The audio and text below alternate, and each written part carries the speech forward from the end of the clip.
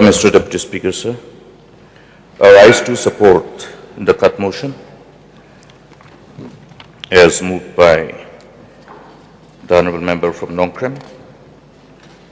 And important areas of concern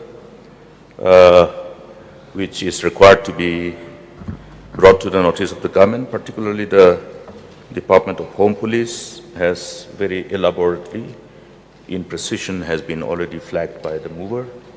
And I, being the co-mover, I would like to dwell on only a few things.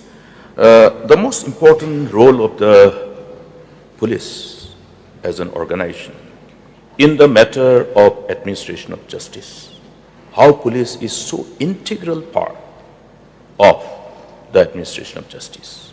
Now I have taken this responsibility as a sacred responsibility, because every cases which is in the process of adjudication by different courts is determined by the efficiency of the police department in fulfilling its responsibility for taking cognizance of instances of crime and crimes brought to their notice through FIR, etc., and certain crimes which should be taken cognizance of as per the mandate of the law of the land.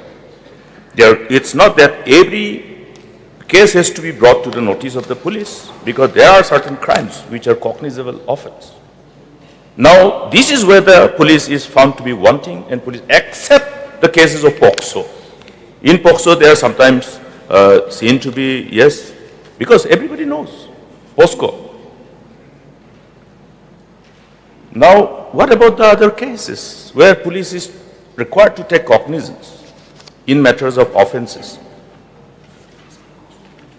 And another part is the delay in investigation, and also the deficiency that is found in the process of investigation and ultimate whatever end result comes in the process of charge setting. Now, many of the cases were closed by the court based on the report from the police. And the reason is that no evidences were found. Innumerable cases registered in different districts, particularly the coal-bearing districts. And the end result of the investigation is that no evidence. No evidence. We have number of police stations.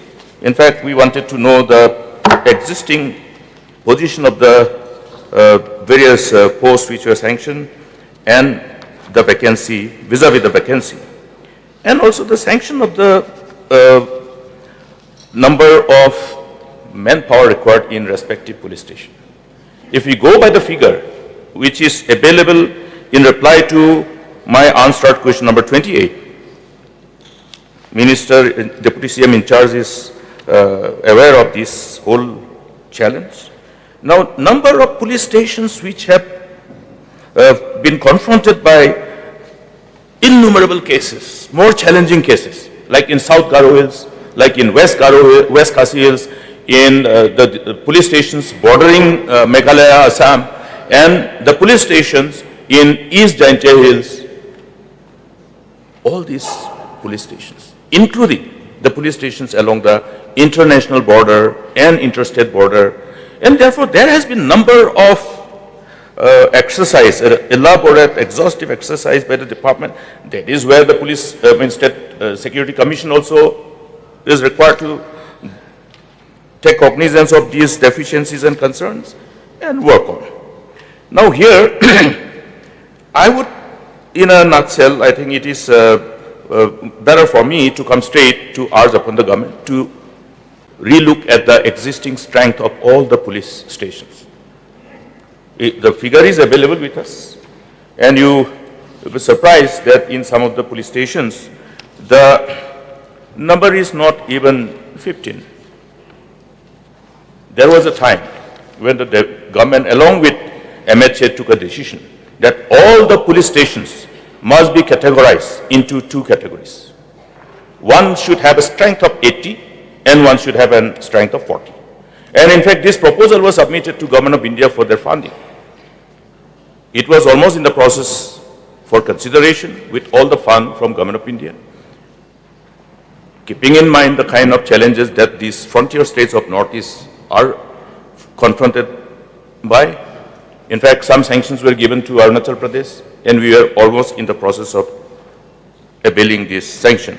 I think it is very important for the state to really urge upon Government of India to provide some one-time support for all these things, specifically for security. We have all our internal security meetings, which is actually convened by the MHA, where the chief ministers and home ministers are actually part and parcel and integral part of that committee. I think that is the forum where we should discuss, because law and order having been vested with the responsibility within the legislative jurisdiction, as far as the state list is concerned, it is under state list. So therefore, the states of Northeast, as frontier states, are required to be provided the kind of support. We have gone through a number of challenges in the past, and we have drained our resources in dealing with those challenges. Therefore, this must be taken as one area of concern, and while we funnel our investment as much as possible to really look at these needs, we should also try to engage with Government of India and prevail upon them to support us as a northeastern states. And another part is the delay in charge sitting of all other cases. Very important cases. So what happens? The usual expected line of our thinking that every law that is available shall have its own power of deterrence to prevent tendency, inclination to commit crime. Unless proper investigation is completed, proper charge sitting is done, the adjudication process automatically get delayed, derailed, and justice is delayed. Therefore, I would like to repeat my stress on the need to understand that police organization is not only to enforce law and order, but it is an integral part of the whole administration of justice.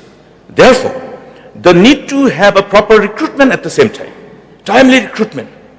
Go by the section 25, section 29, and the relevant sections of Meghalaya Police Act 2010.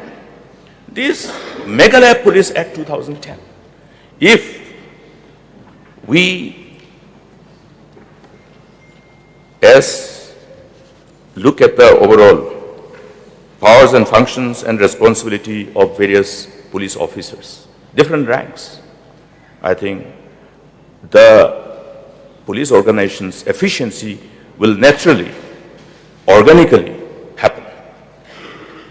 It's like a script that it's as powerful as the scripture that guides all those chosen leaders of the Lord who work on spreading the gospel. Everybody is governed. Police is also governed. That's why the law is there. But the law seems to be overlooked, because even in the process of recruitment, the whole issue of transparent recruitment policy requires the result to be declared on a daily basis. On a daily basis. Why it has not been done has to be explained by the government. Why it has not been done. Only after the change of government this has started happening. Why? For whose interest? For whose interest? It creates doubt. In spite of repeated, assertive utterances coming from people to go by this whole transparent recruitment policy, somehow this whole, whatever we arch through while responding to these deficiencies and this deviation from the provision of the rule as per mandated by the law, this used to fall apparently on deaf ears because there is no response, no reaction. Rather, the authorities try to defend. Mr. Deputy Speaker, sir, now we have this transparent way of recruitment. The physical test. We brought down the qualification to compete for constables, AB, to class 8. Because we realize that the job seekers usually constitute the youth who have not been able to cross these matriculation exams. School dropouts, we have talked about these. So what is the job available for those children who have failed to clear matriculation? Therefore, we brought it down to class 8. I remember that cabinet decision when we discussed, there were concerns. Why should we bring down these eligibility criteria in respect of qualification from class 10 to matriculation to class 8? But there was a need. Therefore, we all collectively agreed, and that became part of the criteria to enable school dropouts to be able to apply for this job. And to ensure that they get fair chance, we put that provision where physical tests, 250 marks for arm branch, 250 marks. Now I'm quite happy to see that many of our boys and girls who were applying for this recruitment managed to get 250 upon 250, 225 upon 225, 200 upon 250. So they may come from any part of the state. They might have been subject to all kinds of, I must say, they must have been handicapped because of various other constraints vis-a-vis access to better quality education, to be able to compete academically, and therefore in the written exam. So a level playing ground. Because somebody say, "Arey, sir, to join a GNLA, we don't need to pass matriculation." That was the time. That was the time when we took decision. So to keep that level playing ground, we have given this. The written is only 150 for AB. But today, due to this delay in processing and declaring result on a daily basis, what prevents the authorities from declaring the result on a daily basis? What is the process of examination? What is adopted? How is it possible for the authorities to deviate from the rule which is prescribed by the rule based on the mandate of the law? For whose benefit? That explanation must come from the government. Then another part is, how many of these young men and women who have applied for this post of police have secured in respect of AB constables 250 upon 250, 225 upon 250. We should know. And we should commend them that physically they are so fit. Who have secured 250 upon 250 and up to 225 upon 250 in respect of the recent recruitment, the last recruitment for which the results have been already promised and the appointment have been promised by the government. So this information should be available, and also the written, the marks of the written of all those who have been the applicants and who have successfully appeared in the whole interview, both written and vivavos. I think the whole breakup must be provided to ensure that the overall transparency, which will infuse a sense of confidence and trust in the system, can be restored. Now, another aspect is the issue of the employment which the police department provides. See, this is the only organization which provides jobs to such a scale, in as far as government job is concerned. And at the same time, how to utilize this organization in a manner that we need. Now, what has happened to SF-10, the special force which were recruited, the battalion? You see, there was a time when we felt this need of this particular battalion, which should be a specially trained that they are able to deal with a challenging situation that was confronting the state, and subsequently we did benefit out of that. Many of the nations, including our own country, at the national level, have elite forces, separate. They are somehow insulated and segregated so that they are not influenced by other forces. Now, if these forces, special forces, are deployed in the road, where sometimes alleged illegalities takes place, where certain laws are violated and they have to close their eyes and pretend to be blind, the compromise of the integrity that they were supposed to demonstrate during the time of training goes for a toss. So that is what is necessary for us to understand. Somebody told me long time back that the legacy of truck driver while driving a truck, then they slow down and put their hands out through the window, truck drivers. I've seen it with my own eyes those days. Then it was more visible in our neighboring country, neighboring state. How much is there, they don't know, but then the hand will go down, the truck will slow down, and then it moves on. We've all seen it. Then subsequently we started seeing this in Meghalaya also for some time, but we put an end to this. Because somebody told me, sir, this is a legacy that we inherited from our erstwhile Assam time. That's the truth. Why I'm giving this example is because the environment to which we are exposed can defile our mind, defile our thoughts. The whole training program, which is so designed to ensure probity, integrity, and commitment and dedication while fulfilling their responsibilities vested upon as per the law, gets defiled slowly.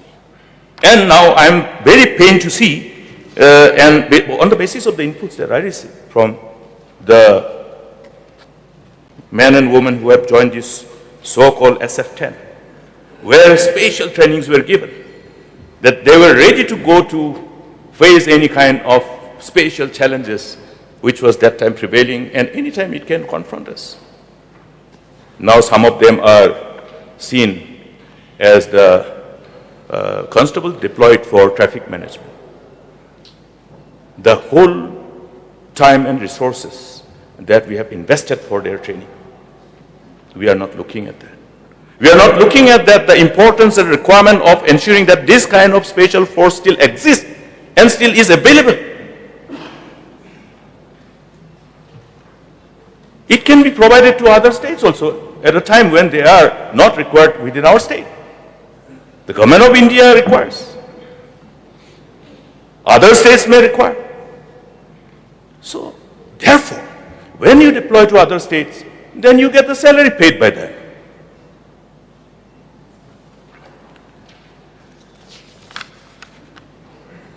I want to give you one formula. I want to give one formula to the government, Mr. Deputy Speaker, to create jobs. Get more and more battalions. Deploy them elsewhere because they are in demand. The salary will be paid by those states or government of India. Thousands of youth can be recruited. Create more battalions. Create more SF-10.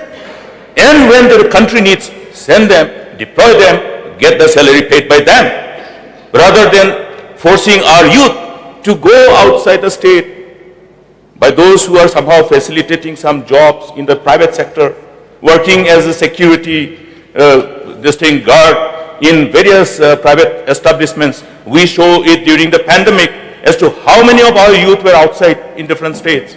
I tried to know what the kind of job you were doing. Security. Where? In the companies, in the factories. How much are you paid? 10,000, 12,000. How much do you send to your parents? Sir, sometimes 2,000, sometimes 3,000, sometimes no.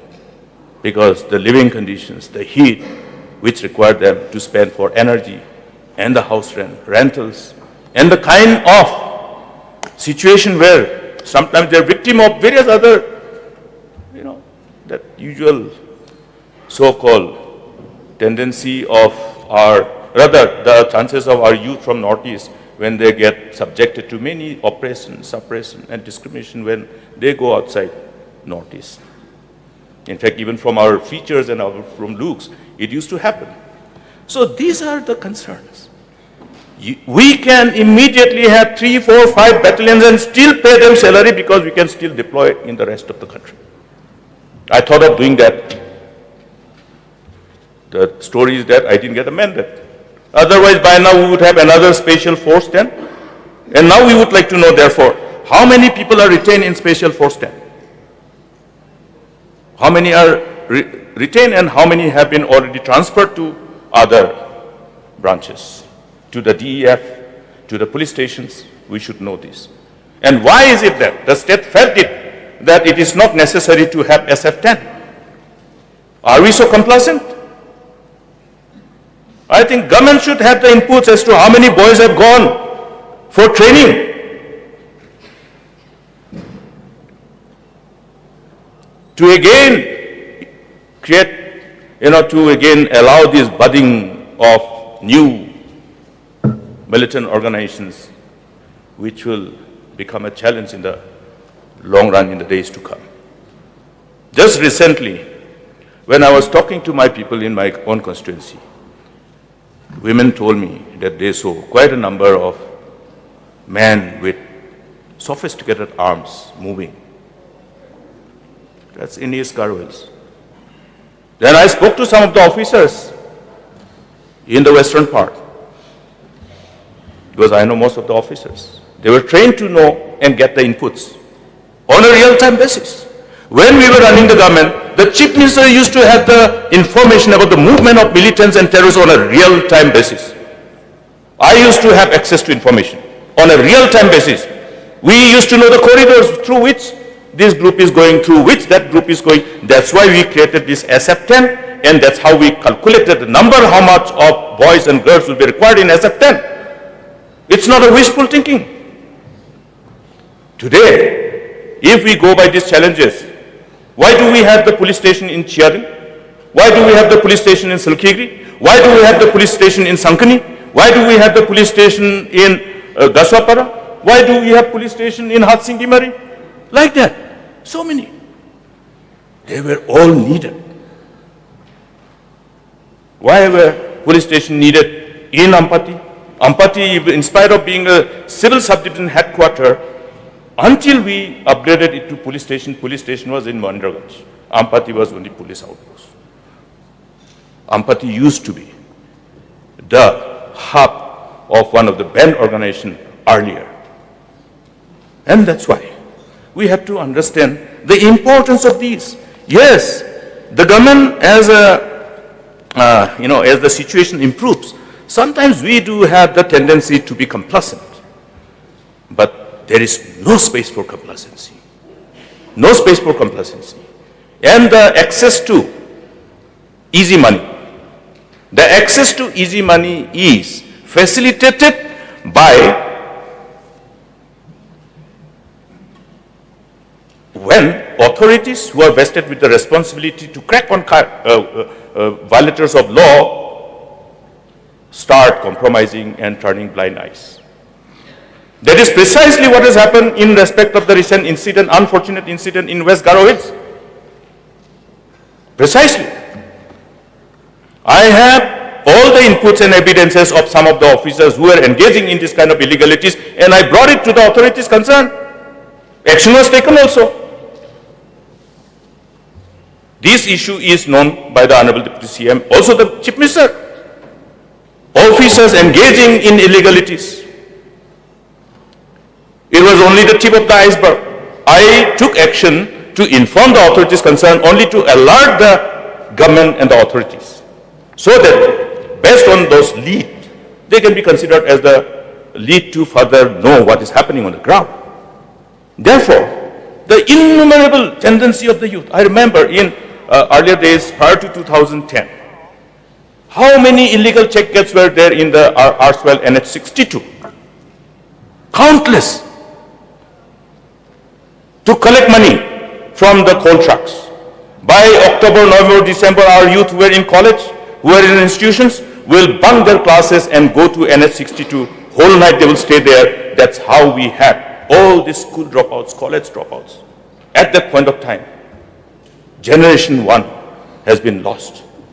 Therefore, the government had to take a very bold decision when I, as Chief Minister in 2010, issued an executive order that all this illegal check gets and collection of money, if allowed, then the responsibility will be fixed on the district administration, the deputy commissioner, and the SP. That order is still, that executive order still is operational. It might have been issued during that time in 2010 while Dr. Mukul Sangma was Chief Minister, but it was an executive order based on the approval of the Chief Minister to curtail on these criminalities, illegalities, which has destroyed our generations. Therefore, the same thing has now started happening. Too many people have looked at this space to collect money now. We are spoiling our children. One of the superintendent of police who was implementing as per the program of this career counseling and career guidance scheme of the government. He went to the schools, then he came up with something which surprised him, an element of surprise which confronted him while interacting with the students. So he wanted to know what is the aim of the students. So everybody started saying somebody's aim is to become a doctor, engineer, teacher, politician. One boy said, it seems, NGO leader. So he was a new officer, an IPS officer. He was tempted to further ask, NGO leader, something new for him. That everybody was saying something else, but then that young man who was at class 10 was saying, I want to be an NGO leader. So he wanted to know, why do you want to be an NGO leader? What exactly it is that attracts you to be an NGO leader? Then he said, no, I want to be an NGO leader because now people don't get job, so I can also collect money. Perception. Perception. This is the perception that prevailed. That is, at least what I'm saying is something which is of 12 years back. That's why perception, which influenced the mindset of our youth, of our people. And in absence of job, I would like to reiterate, even now, we may have abundance of opportunity which is organic in nature for entrepreneurship, for business, but then job in the government sector cannot be, somehow allowed to be subjected to shrinking and shrinking. If we go by the vacancies of different posts, which is available before the August House, it indicates that even the sanctioned posts which were felt needed for those departments, various departments, they are not filled up as though they are not needed. They are needed. I talked about treasury, I talked about accounts. Look at every PWD divisions, every PHE divisions, every other divisions. Accounting, the divisional accounts officer, dual charge of 3 divisions, plus some director. It's not possible to do justice to this job, particularly with so much of investment taking place. Therefore, Mr. Deputy Speaker, sir, like I'm giving an example, police is another one. Let us increase the strength, because many police stations are there where skeletal posts are still existing. May I request to you, Mr. Deputy Speaker, sir, the Deputy CM, please take note of this. Let us give that kind of necessary manpower to all these police stations. We will have to sanction. Yes, we will have to sanction. When our investment for various developmental programs has been showing an increased ascending trend because of the resources that we receive now through the share of taxes, which is so elaborately explained by the Honorable Chief Minister while replying for the budget discussion. Now we have to remind ourselves that earlier during our time, the share of taxes passed on to the state was only at the ceiling of 32%. Subsequently, from 15-16, it increased to 42%, 10% of the 100% jumped.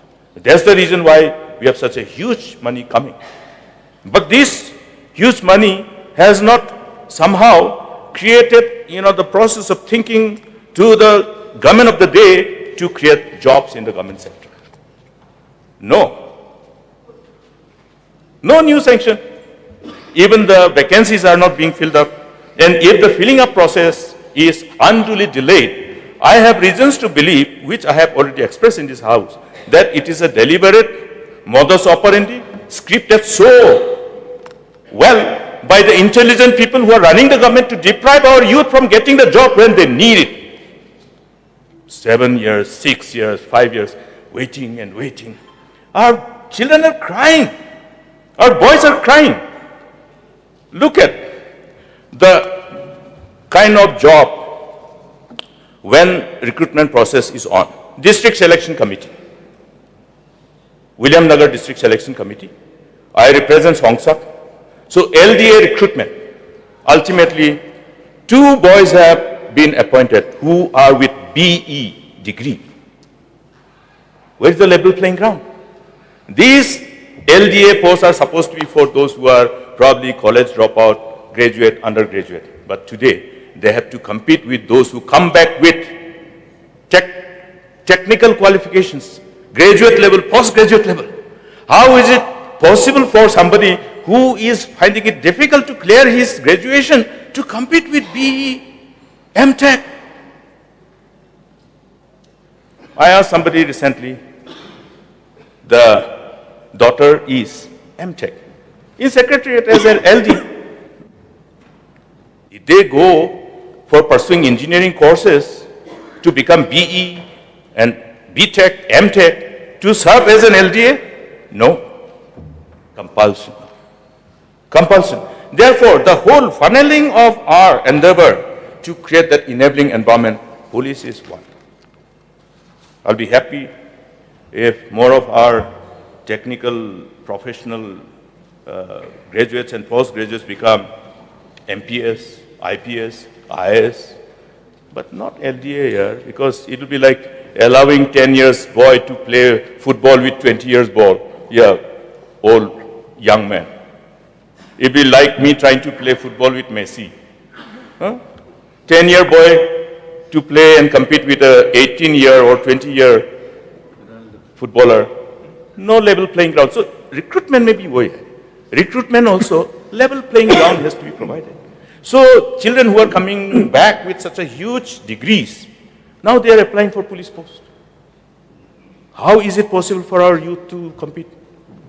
What happened to the engineering colleges? What happens to the College of Architecture and Urban Planning? What happens to the all other engineering colleges and College of Commerce and Science? Why are not they being operationalized and commissioned? So once these are done, then simultaneously they will be shifted and rest will go for police. So it's a comprehensive thing.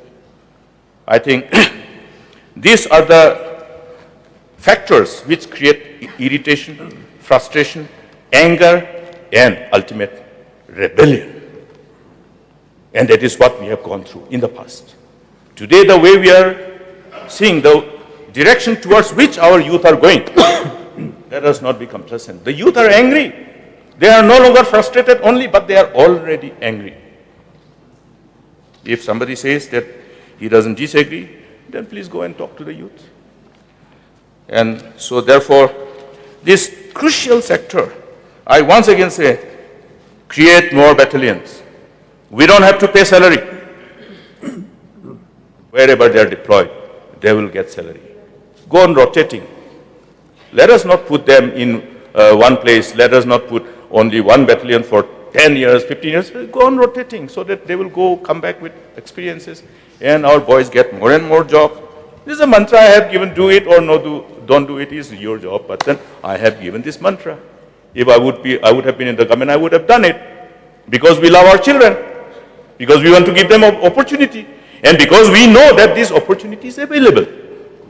We should pick up this opportunity since we all love our people, our children and our grandchildren, great-great-grandchildren, they will be recipient of this initiative which we take now. It will be passed on to generations after generations. So, Mr. Deputy Speaker, sir, I join the mover of the cut motion in dealing with the issue of the need to minimize the instances of road accident to prevent loss of precious life. This road accident issue. Now, it involves lots of authorities. It's not just something which should be done by one department in silo. But police has the main role. In fact, the Deputy Commissioner is the chairman of District Road Safety Committee. And even the guidelines to be followed by these District Road Safety Committees has been already elaborately notified through the Supreme Court Committee on Road Safety. And these are the guidelines. So therefore, after an exhaustive discussion, in fact, the states were privy to this ultimate observation of the Honorable Supreme Court, while Supreme Court took cognizance of the ever-increasing incidence of road accident and the unfortunate loss of precious lives, including the kind of, the injury that people suffer, and because of not having the prompt access to any kind of resuscitation measure. Therefore, all this been taken care of, and accordingly, we are also somehow both morally, legally, and by law, as a state, binding in fulfilling this intent. Therefore, this committee must sit more frequently. And the state level committee is chaired by the Honorable Minister in charge, whoever may be the Minister in charge of transport. So this must sit again and again, again and again. In fact, the ruling of the Honorable Supreme Court is that it must be held every quarterly, once every quarterly. And every department is a part and parcel of this collective exercise. The roads where the accidents have taken place, repetition, frequency, based on which the black so-called, which is referred to as black spots, are identified. Then roads have to be accordingly. Whole improvement of the road to ensure that the repetition of road accidents don't take place. So this is part and parcel of the requirement of various line departments.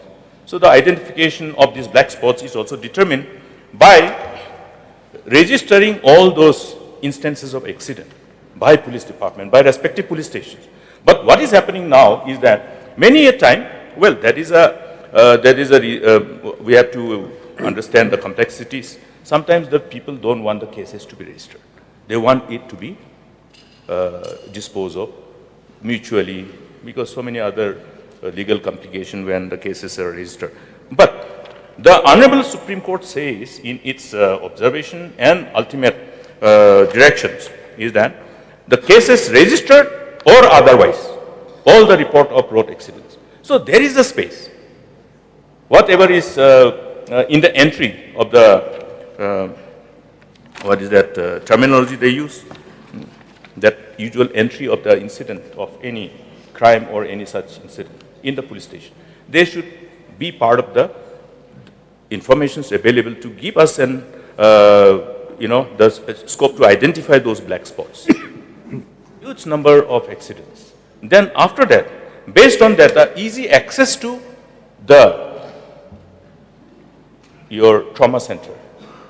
Now in West Garo Hills, there is only one trauma center, and that also has not been fully operationalized. We have the reply which we tried to get, but then we have the information. And I think both Home Department, because at the level of the Minister in charge, rather Deputy Chief Minister in charge, Transport, I think this meeting can be held and see that we synchronize our effort, minimize the chances of loss of life.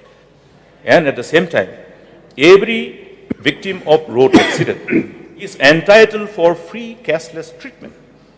And states are required to give this direction through a notification. That also has not been complied. A notification. No victim of road accident can be denied any free treatment and cashless treatment in any hospital. In any hospital, not only in government, even in private hospital. But this is not what is happening. There is an ignorance about this requirement of the states and the authorities to comply with as per the judgment and direction of the Honorable Supreme Court. Therefore, this review is very important. And to ensure that we have that window for that golden hour, access of treatment.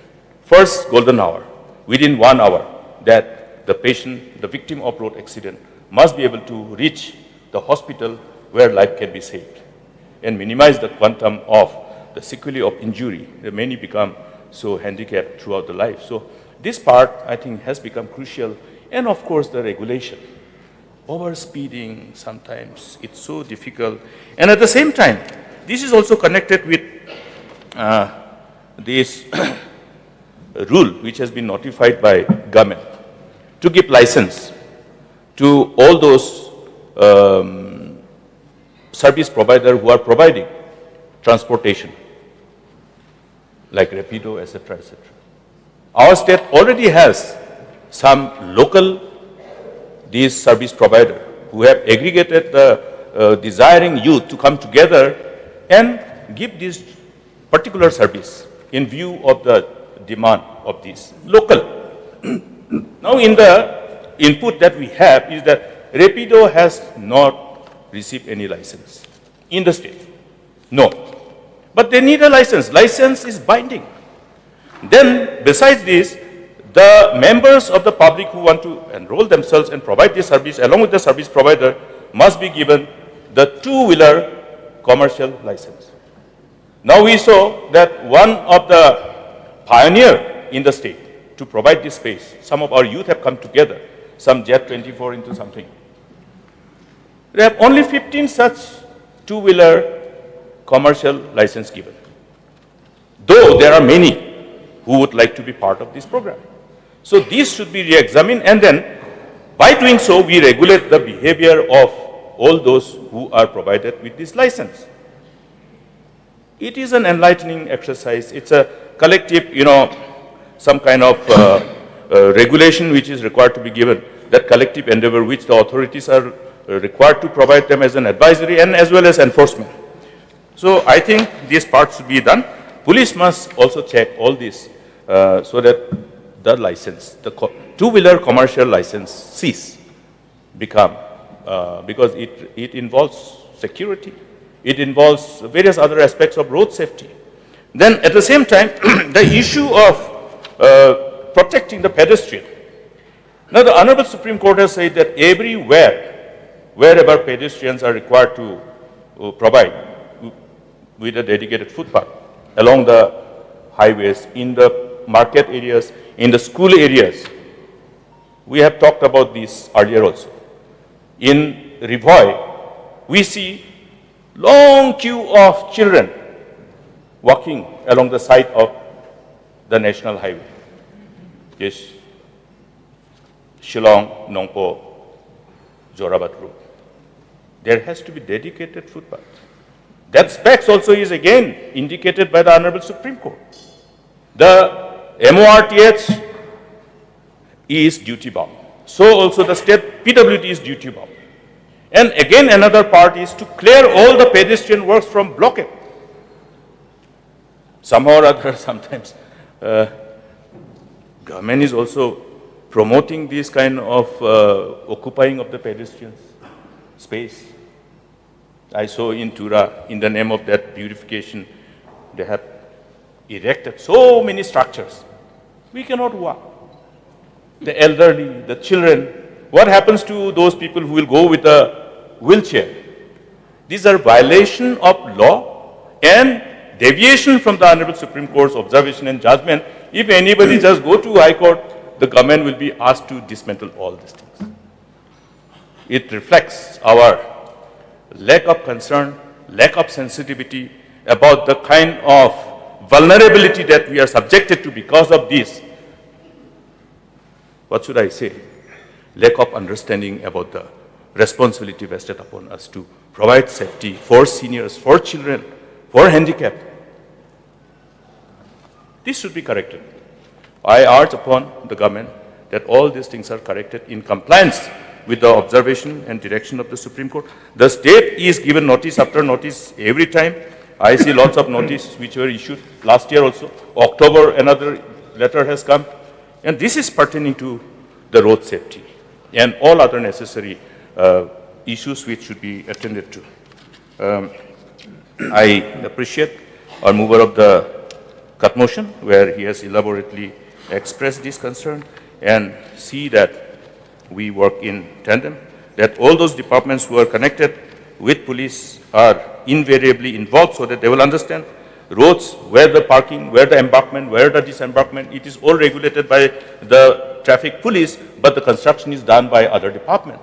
So there is a synergy which is required to ensure that the forces who will enforce it as per the mandate of the law are involved while looking at the overall road alignment, the identification of embankment, disembarkment. All these things have to be looked at.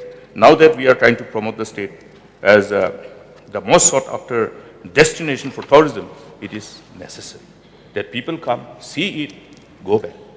I would like to conclude my submission in this regard is that let there be effective endeavor of the department, the government, to ensure that the responsibility of the police organization from the perspective of being integral part of the administration of justice is fulfilled and its objective given fruition in the right earnest. Therefore, the number of vacancies in respect of those officers who are responsible for this, and how regular review is taken by the superior officers at the level of district and at the level of the overall head of the organizations. And another one is to again relook at how we have strengthened the infiltration directorate. Because as per the Meghalaya Police Act 2010, the infiltration directorate is very crucial, and it is based on what is the challenges that is confronting the state from the perspective of illegal immigration and the uncontrolled influx. Therefore, this particular area may be reviewed by the department and further strengthened in a manner that befits the requirement. And I want to get a categorical assurance also that in respect of all the recruitments, the mandate of the law, read that relevant section of 25, section 29, and other relevant sections of Meghalaya Police Act 2010, and the rules framed thereof be strictly enforced and restore the overall trust and confidence of the people who are looking at these spaces to be part of this great organization. And also to look at my submission that more police battalions be raised and SF-10 be again raised in a manner that it fulfill its initial and original objective. With this few submission, I support this cut motion.